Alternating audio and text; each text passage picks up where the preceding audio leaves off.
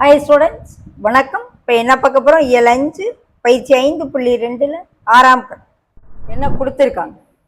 எண் கோவை 3 × 8 - 5 இதன் மதிப்பு 19 ஆக கிடைக்குமாறு தகுந்த இடத்தில் அடைப்புக்குறியை பயன்படுத்தவும். மேலும் அந்த எண் கோவையை மர உரு வடிவத்தில் வரைய அப்படின்னு சொல்லுவாங்க. இப்ப 8 - 5க்கு நீ பிராக்கெட் கொடுத்தேன்னு வச்சுக்கிறோம். 3 × 8 - 5க்கு பிராக்கெட் கொடுத்தோம்னா 3 × முதல்ல பிராக்கெட்ல இருக்கிறது தான் செய்வோம். 3 9 கிடைக்கும். அவங்க என்ன சொல்றாங்க? 19 வரணுங்கிறாங்க. அப்ப 3 × 8க்கு நான் பிராக்கெட் முதல்ல கொடுத்துக்கிறேன். 3 24 - 5 19ன்னு கிடைக்கும்.